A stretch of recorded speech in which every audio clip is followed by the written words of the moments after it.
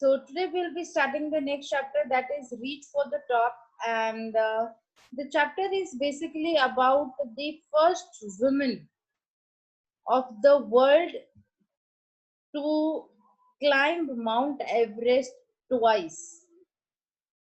पूरी दुनिया में एक ही ऐसी लेडी थी जिसने माउंट एवरेस्ट को 2 बार क्लाइम किया था successfully, and her name is Santosh Yadav. ठीक है. The chapter is about her journey कि किस तरीके से उन्होंने माउंटेनियरिंग को as a profession, as a passion उन्होंने इसको लिया, and how she manage to climb Mount Everest twice. लोगों की पूरी उम्र चली जाती है and they are not able to climb it even once, but she achieved her goal, and she climbed it twice. Okay, so the chapter starts like, the only woman in the world who has scaled Mount Everest twice was born in a society where the birth of a son was regarded as a blessing, and a daughter, though not considered a curse, was not generally welcome. See, Santosh Yadav was born in a village called Jonia, which is in Rewari, Haryana. Okay, and we all are aware के हरियाणा के अंदर patriarchy जो है वो कितनी ज्यादा एक strong hold रखती है. अभी टाइम्स हैव चेंज्ड, बट आज से 20 साल पहले, अगर आप आज से 30 साल पहले, 40 साल पहले के बारे में अगर सोचोगे, देन यू विल रियलाइज के सिचुएशन वाज सो बैड कि घर में अगर बेटा पैदा होता था तो एवरीबडी वाज रियली हैप्पी. लेकिन अगर बेटी पैदा हो जाती थी तो देयर वर टाइम्स के घर की जो बड़ी बूढ़ी लेडीज होती थी, they used to start crying because they did not want a girl to be born in their family. ठीक है. उनके लिए ये एक तरीके से अगर यूं लगा लो कि अगर कर्ज नहीं था तो एक खुशी भी नहीं होती थी उन्हें बेटी के पैदा होने पर. ठीक है. When her mother was expecting Santosh, a traveling holy man, giving her his blessing, assumed that she wanted a son. But to everyone's surprise, the unborn child's grandmother, who was standing close by, told him that they did not want a son. The holy man was also surprised. Nevertheless, he gave the requested blessing. लेकिन यहाँ पर कुछ उल्टा ही हुआ. जब संतोष यादव की mother उसको expect कर रही थी तो she was standing on the door, और वहां से साधु जा रहा था, और just like because he knew the thinking of the society, so उसको लगा कि ये बेटा ही मांगेंगे. लेकिन he was very surprise to know कि जब वहां पर उसकी मदर के साथ उसकी दादी भी खड़ी थी, एंड शी सेड कि we don't want a son, we want a baby girl. और साधु जो था, the saint was also very much surprised, and still with a happy heart he gave the blessing to the Santosh Yadav's mother. And as destiny would have it, the blessing seemed to work. Santosh was born the sixth child in a family with 5 sons, a sister to 5 brothers. She was born in the small village of Jonia of Rewari district in Haryana. And the blessing seemed to work. घर में 5 बेटों के बाद एक बेटी का जन्म हुआ. She was the only sister to 5 brothers, and she was born in Jonia, जो कि एक छोटा सा गांव है रिवाड़ी डिस्ट्रिक्ट के अंदर. The girl was given the name Santosh, which means contentment. उस लड़की का नाम संतोष रखा गया जिसका मतलब होता है contentment. Now what is contentment? Anyone can tell me? Contentment का मतलब होता है satisfaction. To have the satisfaction, to have the, जो हम एक हिंदी में बोलते हैं सब्र होना, जिसके एक पर्सन जिसके अंदर सब्र होता है, उसको इस चीज का पता होता है कि वट एवर ही और she has is good for her. तो उसका नाम भी संतोष रखा गया, which means satisfaction. Okay. But Santosh was not always content with her place in a traditional way of life. But जो संतोष थी, she was not content with the life of a girl in the society that she was born in. She began living life on her own terms from the start. Where other girls wore traditional Indian dresses, Santosh preferred shorts. अब देखो starting से ही, because एक major reason ये भी हो सकता है that she was the only girl child in a family with 5 brothers. तो जब अब 5 भाइयों के बीच में एक बहन होती है तो उसका रहन सहन, उसका व्यवहार, उसका जो एटीट्यूड होता है वो कहीं ना कहीं बहुत ही मेजरली इफेक्टेड होता है by the attitude of her brothers. ठीक है, तो उसी तरीके से उसका एटीट्यूड भी अपने भाइयों की वजह से बहुत ज्यादा अफेक्टेड था. एंड जहां गांव की बाकी लड़कियों को ट्रेडिशनल सूट सलवार पहनाए जाते थे, she used to wear shorts. ठीक है, looking back, she says now, from the very beginning, I was quite determined that if I chose a correct and a rational path, the others around me had to change, not me. और वो बोलती है कि starting से ही उसके मन में एक चीज बहुत ही ज्यादा क्लियर थी कि अगर वो कुछ अलग रास्ता चुनती है, सही रास्ता चुनती है, तो she is not going to back down. उसने डिसाइड कर लिया था कि अगर वो कोई सही रास्ते पर है, अगर वो सही काम कर रही है, तो no matter how much pressure she gets from others, she is not going to surrender. And it would be the society that will have to change, not her. और वही उसने अपने लाइफ के अंदर किया. Santosh's parents were affluent landowners who could afford to send their children to the best schools, even to the country's capital, New Delhi, which was quite close by. अब जो संतोष यादव की फैमिली थी, उसके फादर जो थे वो दे वर प्रिटी रिच, उनके बहुत सारी जमीन थी उनकी, and they were rich enough to send their children to the best of the schools. और चाहे वो अपने बच्चों को पढ़ने के लिए दिल्ली ही भेजना क्यों ना हो. But in line with the prevailing custom in the family, Santosh had to make do with a local village school. So she decided to fight the system in her own quiet way when the right moment arrived. अब क्या हुआ कि बेटों को तो दिल्ली भेज दिया पढ़ने के लिए, लेकिन कहीं ना कहीं जब आप एक सोसाइटी में रहते हो तो वहाँ का जो कल्चर है, वहाँ की जो थिंकिंग है, वो आपको जरूर इफेक्ट करती है. And same thing happened with her parents. और बेटों को तो उन्होंने दिल्ली भेज दिया पढ़ने के लिए, बट संतोष को गांव में ही, गांव के स्कूल में ही पढ़ने के लिए बोला गया. But she was very determined and she waited for the right time to arrive. And the right moment came when she turned 16. और सही टाइम आया when she turned 16. At 16, most of the girls in our village used to get married. Santosh was also under pressure from her parents to do the same. अब उस time पे क्या होता था, 16 साल की होते ही लड़की की शादी कर देते थे. In fact even she had the same pressure from her family and relatives.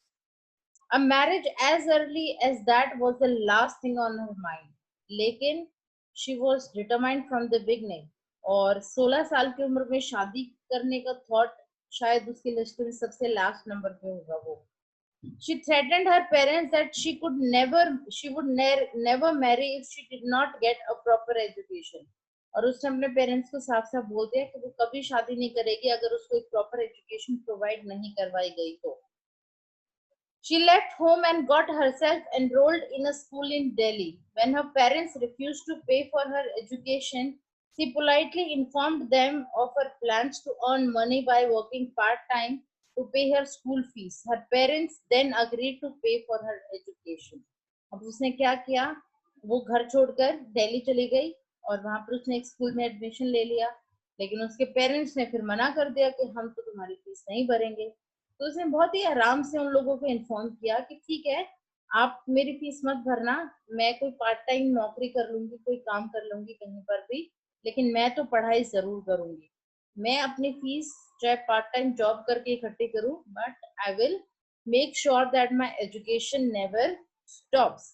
और उसकी इतनी विलिंगनेस देकर, उसका इतना डिटर्मिनेशन देकर फाइनली उसके पेरेंट्स को अग्री करना ही पड़ा उसके एजुकेशन के लिए पे करने के लिए. Wishing always to study a bit more and with her father slowly getting used to her urge for more education, Santosh passed the high school examination and went to Jaipur. अब क्या हुआ कि हमेशा जब भी उसको बोला जाता था कि शादी कर लो या कुछ और कर लो, तो उसका बस ये था, बस थोड़ा सा और पढ़ लूं, थोड़ा सा और पढ़ाई करनी है, ये और कर लो, ये और कर लो। तो उसके फादर को भी अब तक आदत हो चुकी थी कि धीरे धीरे उसको पता था कि इसकी बात तो माननी ही पड़ेगी। और ऐसे ही थोड़ा थोड़ा कर कर उसने 12th पास कर ली और आफ्टर 12th वो जयपुर चली गई। शी ज्वाइंट महारानी college and got a room in Kasturba hostel. उसने जयपुर जाकर महारानी कॉलेज में एडमिशन लिया और कस्तूरबा हॉस्टल में उसने एक रूम ले लिया। Santosh remembers Kasturba hostel faced the Aravalli hills. और वो याद करती है, वो बताती है कि कस्तूरबा जो उसका हॉस्टल था जहां पर वो रहती थी, वो उस हॉस्टल के बिल्कुल सामने अरावली हिल्स थी। I used to watch villagers from my room going up the hill and suddenly vanishing after a while. और वो वहां से अपने रूम की खिड़की से देखती थी कि विलेजर्स जो थे वो पहाड़ पर चढ़ते थे और फिर सडनली वो वहां से वैनिश हो जाते थे। One day I decided to check it out myself. और फिर फाइनली शी डिसाइडेड कि वो जाकर देखेगी कि लोग एकदम दिखाई देते हैं और फिर एकदम से गायब हो जाते हैं, वेयर वो कहाँ गायब हो जाते हैं। I found nobody except a few mountaineers. अब उसने जाकर खुद चेक करने की सोची और जब वो वहां पर गई तो उसे वहां पर कोई नहीं दिखाई दिया। सिर्फ वहां पर कुछ माउंटेनियर्स थे जो कि चढ़ाई करने की कोशिश कर रहे थे। I asked if I could join them. To my pleasant surprise, they answered in the affirmative and motivated me to take to climbing. अब उसने उनसे पूछा, क्या मैं आपको ज्वाइन कर सकती हूँ, एंड टू हर सरप्राइज उन्होंने हाँ भी बोल दिया। और they were the first one who motivated her to join और टू टेक अप क्लाइंबिंग। वो उसका फर्स्ट इंट्रोडक्शन था माउंटेनियरिंग से। Then there was no looking back for this determined young girl. She saved money and enrolled in a course at Uttarkashi's Nehru Institute of Mountaineering. और वहां से that was her beginning. और उसके बाद there was no looking back for her। और फिर उसने अपने आप को उत्तरकाशी के नेहरू इंस्टीट्यूट ऑफ माउंटेनियरिंग में भी उसने एडमिशन लिया। My college semester in Jaipur was to end in April. अब यहाँ पर एक प्रॉब्लम हुई उसके साथ, ठीक है। उसका जो जयपुर में सेमेस्टर था वो अप्रैल में खत्म होना था, but it ended on the 19th of May. लेकिन अप्रैल की जगह वो 19 मई को खत्म हुआ। And I was suppose to be in Uttarkashi on 21st। और उसको उत्तरकाशी पहुंचना था 21st को। 19th को जयपुर में उसका सेमेस्टर खत्म हुआ, 21 तारीख को उसको उत्तरकाशी पहुंचना था। So I did not go back home. Instead, I headed straight for the training. I had to write a letter of apology to my father, without whose permission I had got myself enrolled at Uttarkashi. अब पहले उसका plan क्या था कि अप्रैल में खत्म हो जाएगा, वो घर जाएगी, अपने पेरेंट्स को मना लेगी, उनको बता देगी और फिर वो 21st को उत्तरकाशी पहुंच जाएगी। लेकिन अब हुआ क्या कि 19th ऑफ मई को खत्म हुआ उसका सेमेस्टर और 21st को उसे उत्तरकाशी पहुंचना था। तो instead of going home she went straight to Uttarkashi. और उसने वहां से एक लेटर लिख दिया अपने पेरेंट्स को, उनको अपॉलॉजी करने के लिए, उनको सॉरी बोलने के लिए, क्योंकि उसने विदाउट उनकी परमिशन उत्तरकाशी में एडमिशन ले लिया था। Thereafter, Santosh went on an expedition every year. Her climbing skills matured rapidly.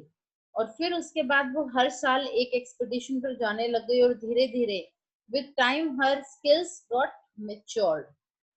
Also, she developed a remarkable resistance to cold and the altitude.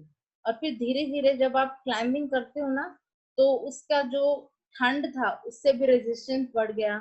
High altitude पर ऑक्सीजन की कमी हो जाती है, लेकिन उसने उसको भी बेयर करना सीख लिया था। Equipped with an iron will, physical endurance, and an amazing mental toughness, she proved herself repeatedly.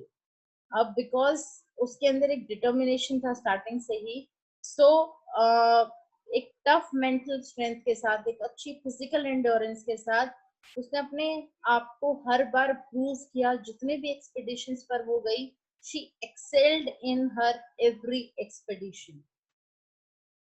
The culmination of her hard work and sincerity came in 1992, just 4 years after she had shyly asked the arriving mountaineers if she could join them. At barely 20 years of age, Santosh Yadav scaled Mount Everest, becoming the youngest woman in the world to achieve the feat.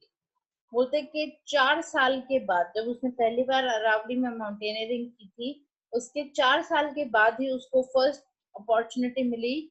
और जब वो सिर्फ 20 साल की थी, and she became the youngest woman in the world to scale Mount Everest. ठीक है। अब तो obviously there are a lot of girls who have broken this record, but back then it was a huge achievement for her and for every woman.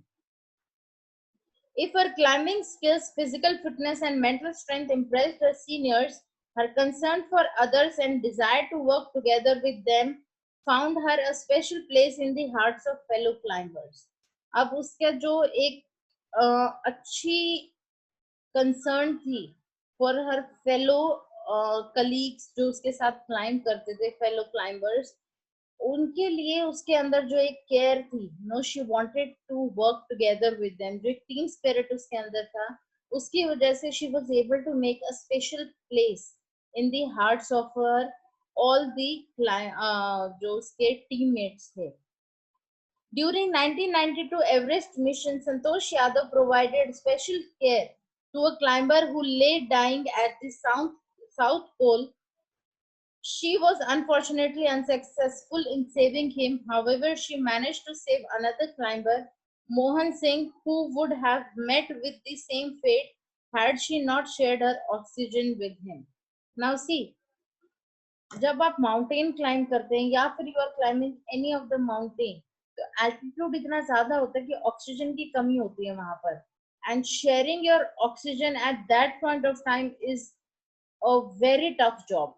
क्योंकि आपको पता है कि there can be a point जब आपके लिए खुद के लिए ऑक्सीजन की कमी हो सकती है, लेकिन फिर भी आप दूसरे को बचाने के लिए अपने ऑक्सीजन को शेयर करते हो, तो that is a very huge Gill.